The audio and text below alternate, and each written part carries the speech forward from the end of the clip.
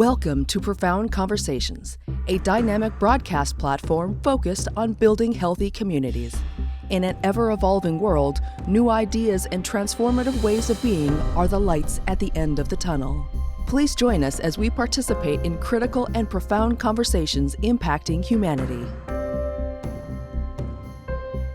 This is Profound Conversations, and we engage in the process of unfolding, unpacking, sharing, actually powerful conversation and how to be and to become better. We're here today with Jeanté Michelle Robinson. She is an extraordinary person, a profound history. Not only did she serve in the U.S. Army, but she's a person who was able to look at a condition within a community and then find ways to be able to address that condition through economic development. She understood the dynamics of wealth building, understood the dynamics of poverty in a community, understanding the conditions by which people can become impoverished, but more importantly, how one can rise above that impoverished condition. Not only is it a place or position of economics, but also a place of mindset shift. So we're here with Jeanté Michelle Robinson. Welcome to Profound Conversations. Thank you so much, Dr. Washington. And thank you for doing all that enunciation with my name. Well, yeah, I grew up in Louisiana, so our language was not Spanish. We had to learn French in school. So it was bonjour, comment ça va, très bien, right? Merci, right? We were doing that. We were making it happen.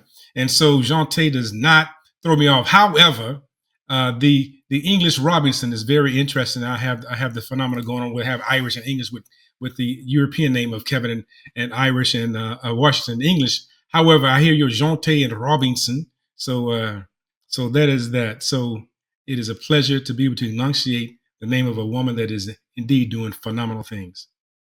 Thank you so much. It's a pleasure to be here. And so with that, right, let's really dive into this idea of what is it that you do, right? How did you come to this position, this place where you become known as a thought leader for advancing economics within a population that has some issues or challenges with money, either with earning it, keeping it, or being able to have buying power, spending power, right? You look at the overlooked, underserved populations. You look at the having a larger conversation around financial stability. And we know that the basic unit of any civilization is the family. And so when you can disrupt the family by having parents separated, but also by disrupting them via the process of having finances disrupted, right, changed, altered, you then can begin to destabilize populations for generations. But you are a highly experienced leader with a proven record of driving positive change in negative spaces. So tell us, how did you come to this conclusion that you could begin to impact positive change within the population that has so many negative conditions happening to it? So it started with my background. So I am from a small town called Salisbury, Maryland, over on the Eastern Shore. And my mother was a cook and my father was a taxi cab driver. And the only thing that I knew about money was that every single Christmas, there was going to be a whole bunch of toys, or presents, should I say, under the Christmas tree. My uncles, I had 5 uncles, and they were going to get a pack of tube socks and a flannel shirt every single Christmas. It never failed. My mother loved to spend money. Therefore, for whatever reason, well, I guess that was the reason, I thought that we were doing okay. But we were actually a working poor family. But I grew up with this mindset of you get money to spend money. That was my understanding and comprehension of money. And so when I left home at 18 and joined the Army, which from a financial standpoint should have been sweet for me because I didn't have to pay any rent. I didn't have to buy food. I didn't have to do anything. So I should have been okay. But here I was in Augusta, Georgia, bouncing checks all over the place because I had no concept of money, with the exception of you spend it. And so as I progressed throughout my career, being in a civil rights career where I oversaw equal employment opportunity and Title VII and Title VI and all of those different programs that are there to ensure that people of color, minorities have opportunities, then becoming a chief diversity officer, I really begin to identify and see that wealth building was really the foundation and the tool that was necessary for the advancement of our people. Because here's the thing that a lot of people don't want to talk about: with affluence comes influence. And I've seen it. I've seen where the people who get the seats at the table, it wasn't just about race. It was really about who had the money, who could bring something to the table. And those people often had a voice to be able to influence. And so, that being said, I started out on this journey of making sure that the financial education and the tools and the resources were being made available to the community. Because one of my favorite sayings is this: there's no shortage of wealth or resources in the planet. The planet is plenteous, it's abundant.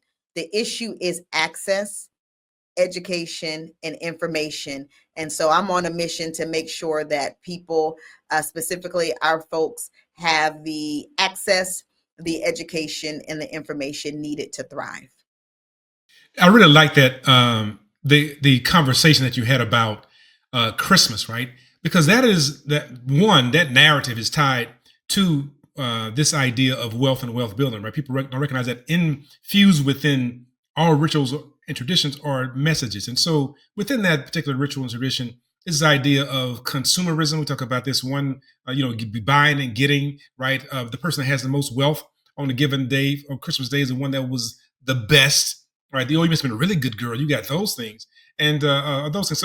So I like that. And also tied to that is this idea of who is superior, because you have a European iconography and image of this grandiose white European icon going around the world delivering toys, has the same particular characteristic as one has of a god, right? He can see you when you sleep and knows when you're awake, all those things.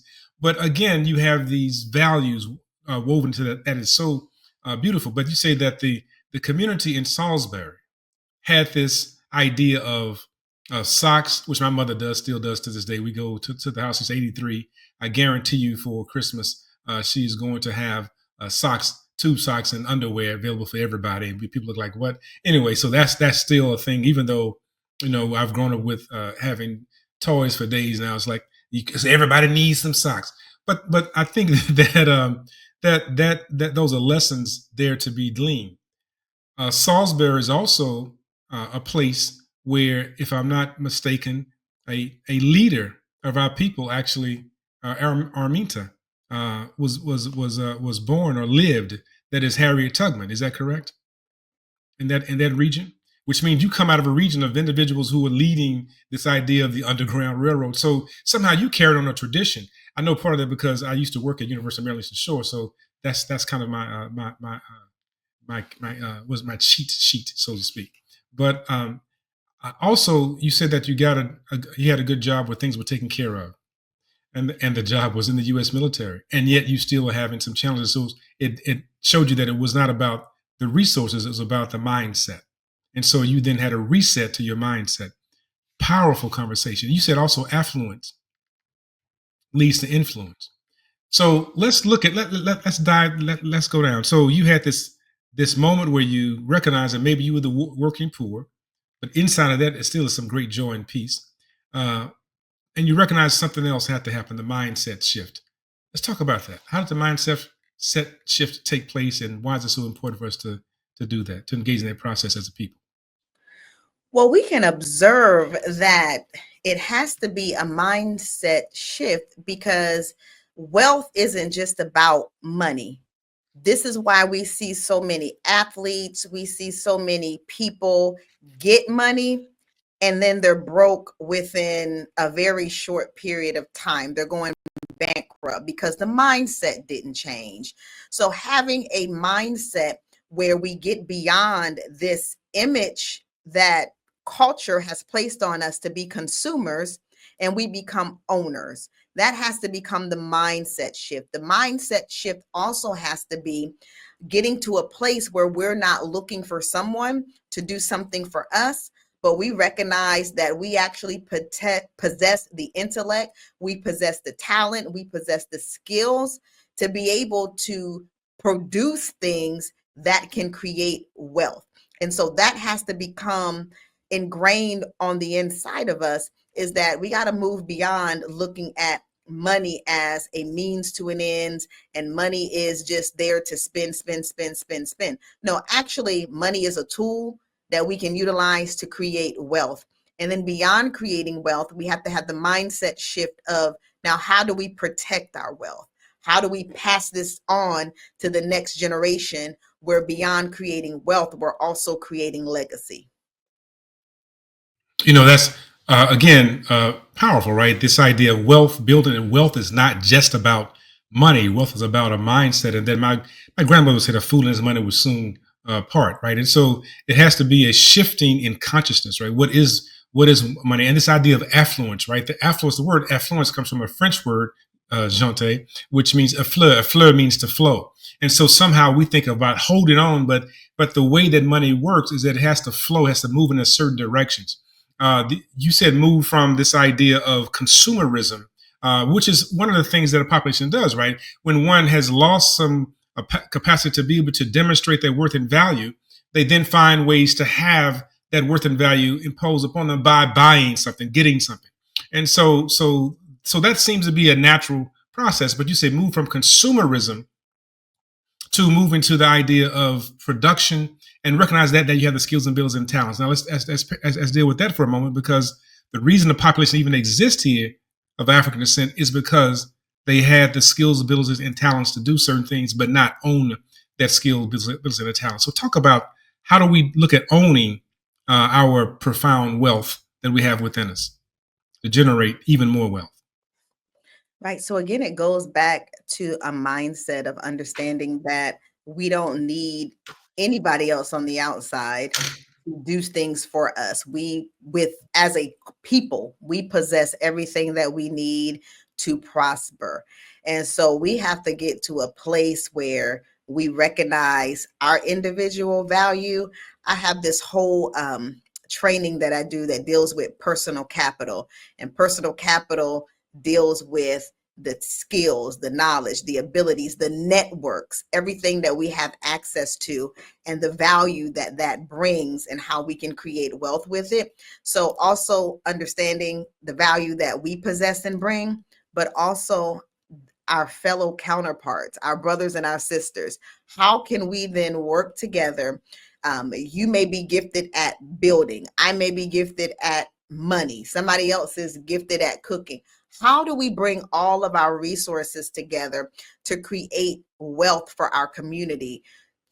Too many times what happens is, and we see this in our community, we don't really see it in other communities. You don't see it in the Indian community, you don't see it in the Asian community, but one of us will acquire wealth, and it's almost like we operate independently. How do we then bring others along? And I'm not talking about handing out money. It's even just giving people access, giving people information. Here where I'm at, I'm over here in the Seattle metropolitan area, and there's this huge thing in some of the Black community with grants. There are some people who have had the ability to figure out how to access grants. Well, that information seems like it's top secret.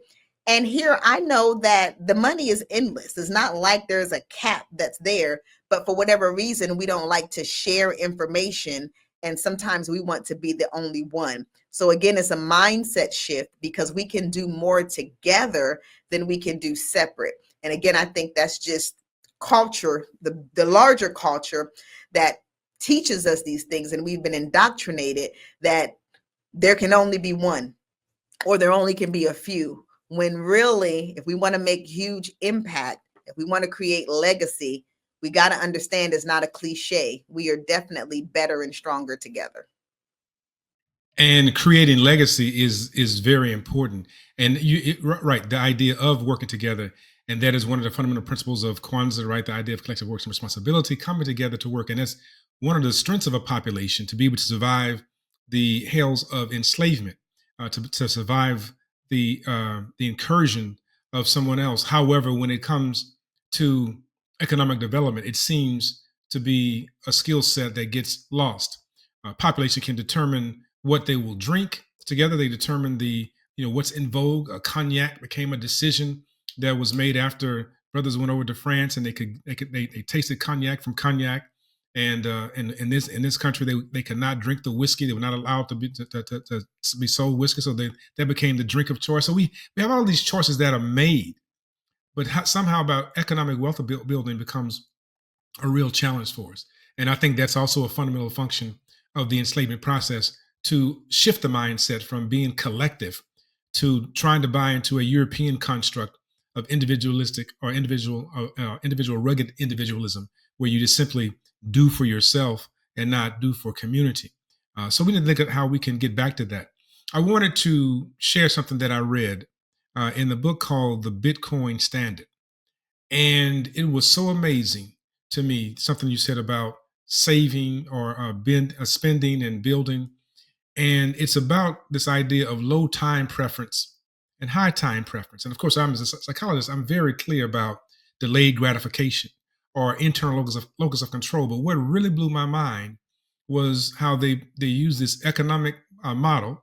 And this economic model is actually designed to create a condition by which individuals move in a high time preference state. I want you to hear this, right? It says, whereas animals and humans can both hunt, humans differentiated themselves from animals by spending time developing tools for hunting.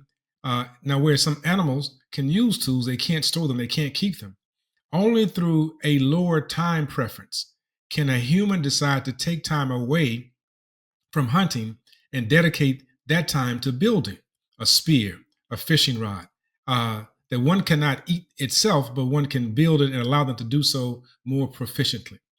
And he says the essence of investment, as humans delay immediate gratification, they invest their time and resources in production of capital goods, which will make production more sophisticated or technologically advanced and extended over a longer time horizon. I want you to comment on this right here, right? So the only reason that an individual would choose to delay his gratification to engage in risky production over a longer period of time is that these longer processes will generate more output and superior goods. If a population does not feel that they have time to be able to exist, to live, they will exist as an animal, a lower animal, and have this idea of high time preference where I have to get it right now rather than lower time preference, which is to move into a position where you can develop, save, and build. There is a condition by which a population has been deprived of so much that there is this need to get it right now. And you have this conversation where you're saying wealth building.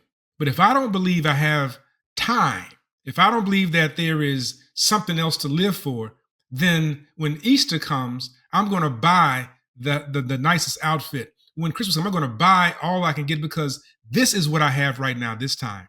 What are your thoughts about that? How can we help a population shift from being this idea of high time preference, get right now, to low time preference to say that let's plan, let's build, let's shift into this mode of creating something that's going to generate wealth over time?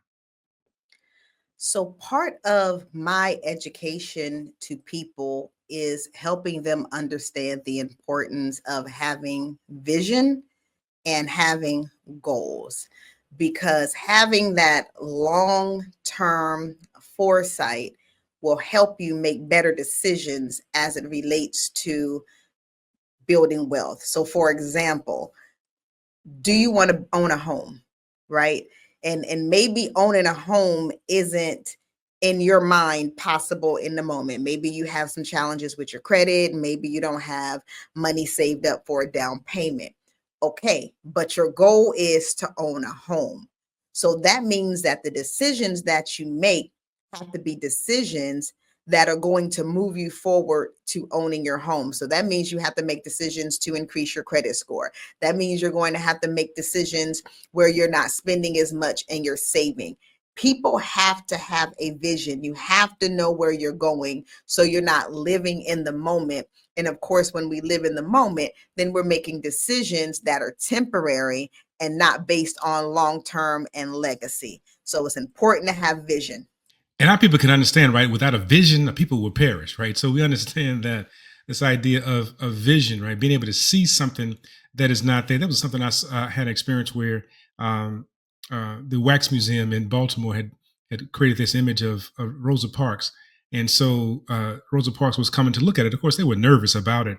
And she said, there's one problem. Of course, they were very nervous. She says, one problem. She says, on that day, I was wearing glasses when I sat on the bus. They said, "Oh, we forgot the glasses were in a bag underneath the chair, and they put the glasses on." Now, why would it be so important for a wax image to have glasses? Because she wanted people to know that what I was doing was not just about sitting there, but it was about vision, right? About seeing beyond the here and now moment. So, just with the time that we have left, right, in this time that we're dealing with, let's look at this model that you have of this acronym FIERCE: family, innovation, excellence, results, compassion, and empowerment. Is this where you share this idea of expanding your vision to expand your wealth?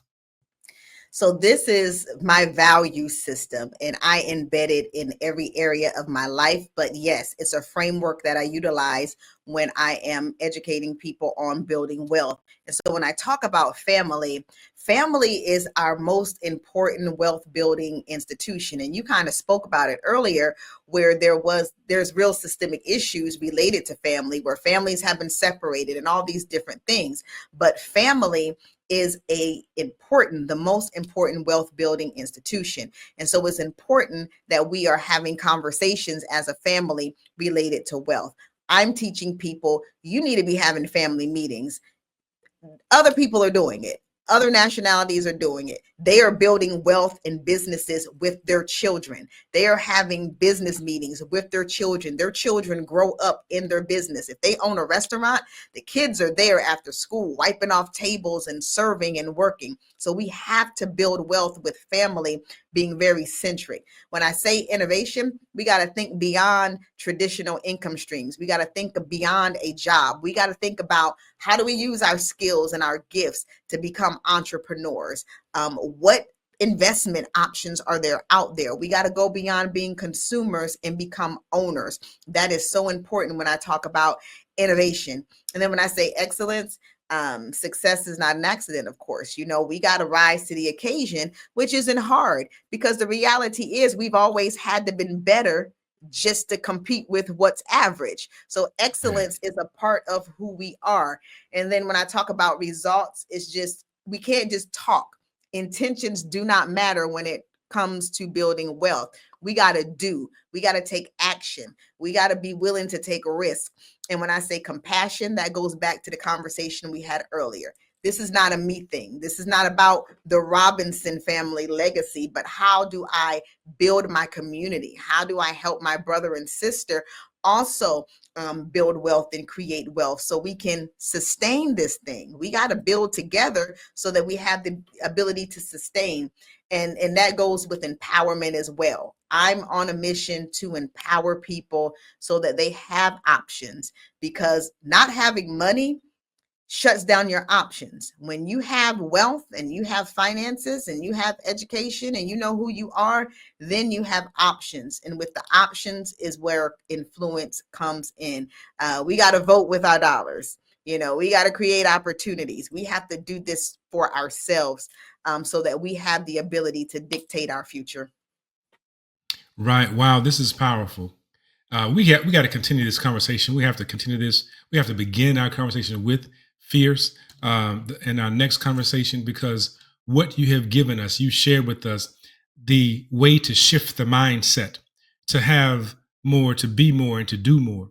That is to understand the power of community, of family, understand the power of innovation, understand the power of demonstrating excellence. Understand the power of not giving reasons, but giving results. Understand this idea of compassion in the context of community, sharing one another. And then we know that only empowered people can empower people. And so out of this, then people are able to help empower one another. You got the idea of influence associated with affluence, the understanding of education, understanding the elements of knowing who you are, knowing your power, and moving from, you say, consumers to owners. I think that is very critical, because many times the population values themselves around what they can consume and don't recognize that there's a whole issue around production that is critical. So we will continue this conversation. You can't go anywhere. We just simply taking a pause, because what's happening is that part 2, we're going to look at what is it that we can do to be and to become, to do more, to be more, and more importantly, to think like we have wealth and not just try to get some money. This has been Profound Conversations with Jonte Michelle Robinson. Thank you for joining our Profound Conversation. If you found this episode helpful, please subscribe to our podcast and then gift this information to a friend or family member using the share button. You can find our show on all social media platforms, as well as on our website at profoundconvos.com. Profound Conversations executive producers are the Muslim Life Planning Institute, a national community building organization whose mission is to establish pathways to lifelong learning and healthy communities at the local, national, and global level. The Profound Conversations podcast is produced by Erica Christie. Programming is produced by the Aliyah Network. Thank you for your support.